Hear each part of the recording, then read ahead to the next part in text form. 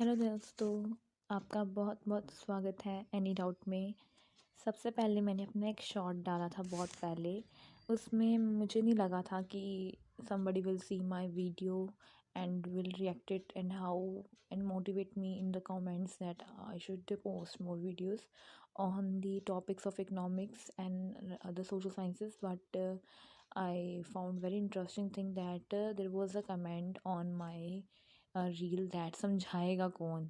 I don't know who commented it, but it is a motivation for me that I should upload more videos or more explaining videos so that every child, every student is able to understand what I am teaching about.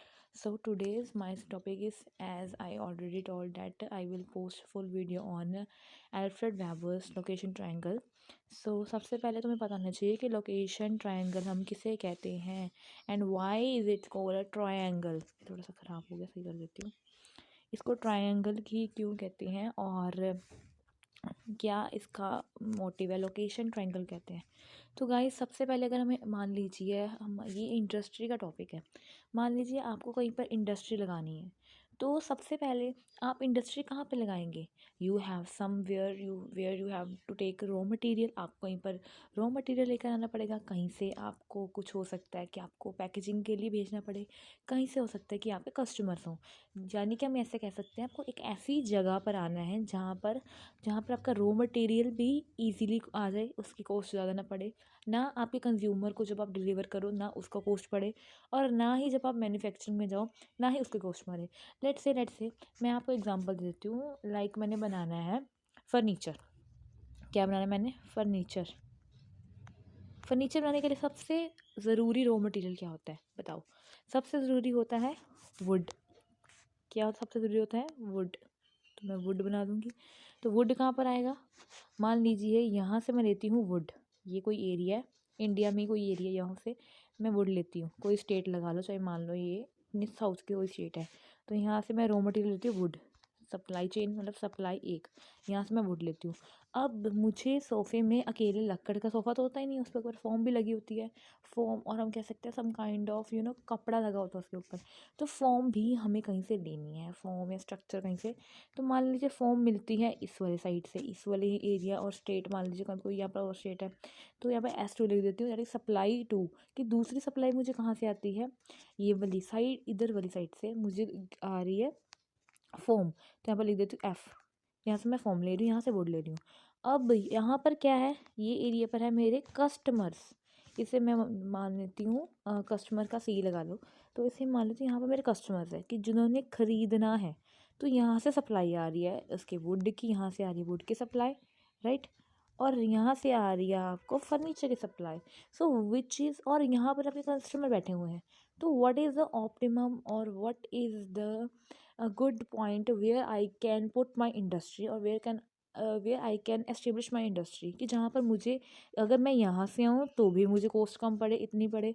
अगर मैं इधर से कुछ लूँ तो भी मुझे कम cost पड़े, और इधर से कस्टमर मेरे पास आए तो उनको भी कम कॉस्ट पड़े. तो मेरे अकॉर्डिंग, और जैसे कि आपको भी दिख रहा है कि वो सफिशेंट पॉइंट और वो एक स्पेसिफिक पॉइंट लोकेशन वो कहाँ पर आ रही है? इसके मिड में, ट्रायंगल के मिड में. दैट मीन्स इसके अंदर मैं क्या कर सकती हूँ, जो ये पॉइंट है सेंटर वाला, यहाँ पर मैं अपनी इंडस्ट्री लगा सकती हूँ.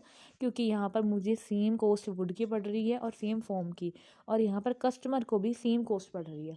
मतलब उनको भी ज़्यादा आगे नहीं जाना पड़ रहा. मान लीजिए चलो, ये तो मैंने समझा दिया कि कब, मतलब कैसे हम करते हैं. सेंटर पॉइंट ये तो होगी ऑप्टिमम पॉइंट, ठीक है.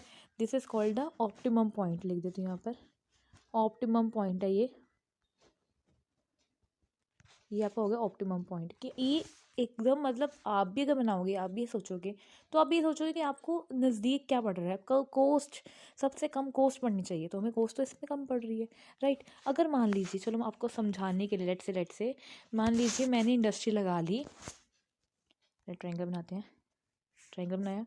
मान लीजिए यहाँ पर मुझे वुड मिल रही है, और यहाँ पर मेरी फॉर्म मिल रही है, और यहाँ पर मेरे कस्टमर्स हैं. मान लीजिए मैंने लगा ली इंडस्ट्री यहाँ पर, ये पॉइंट पे. तो मुझे पता है यहाँ पर रॉ मटेरियल तो मुझे बिल्कुल ही कॉस्ट नहीं पड़ रही. तो मैंने यहाँ पर अपनी इंडस्ट्री लगा ली. मतलब एक आधा हम कह सकते हैं कि एक ही स्टेट में इंडस्ट्री लगा ली, वहीं से मेरा रॉ मटेरियल आ रहा है.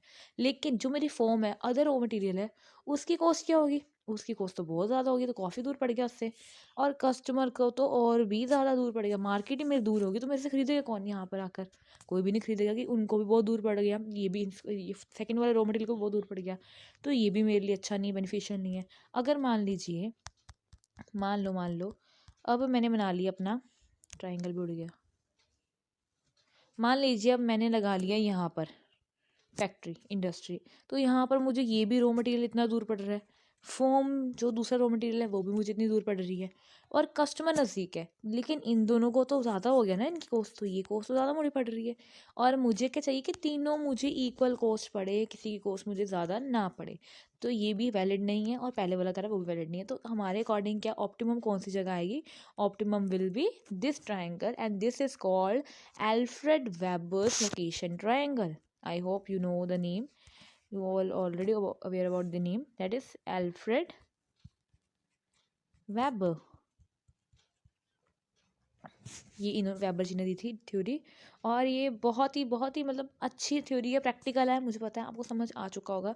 इन केस फ्यूचर में अगर आपने इंडस्ट्री खोलनी हो तो आप भी ये सब कुछ देख कर खोलना। अब आप सोचते होगे कि इधर कहीं, मान लीजिए मेरे एरिया में लीफोर्ड की फैक्ट्री है, मैं सोचती थी कि लीफोर्ड ने हमारे मतलब हमारा जो एरिया है वो प्रॉपर अर्बन में नहीं आता, तो मैं कहती कि इसने यहाँ पर क्यों खोली, अपना मेन सिटी में क्यों नहीं खोली। देन आई रियलाइज़ कि जो उसका रॉ मटेरियल आ रहा है, जो उसका लेन है जहाँ से उसकी प्रोडक्शन होती है और वो मैन्युफैक्चर करके भेजता है, वो तो हमारे से नज़दीक पड़ रहा है, और उतना ही वो मैन्युफैक्चरिंग में पड़ रहा है, उतनी उसकी कस्टमर्स उसे मतलब कस्टमर की भी साइड उतनी दूर पड़ रही है उसे, और वो भी उसे इतना दूर पड़ रहा है रॉ मटेरियल भी, इसलिए उसने एक सेंटर पॉइंट में अपनी फैक्ट्री खोली हुई है, उसके अकॉर्डिंग ये वाला एरिया उसका सेंटर पॉइंट है।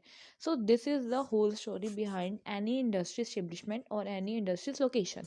So I hope you like the video, you enjoy the video, and if any query you can comment me in the below. Thank you, bye bye.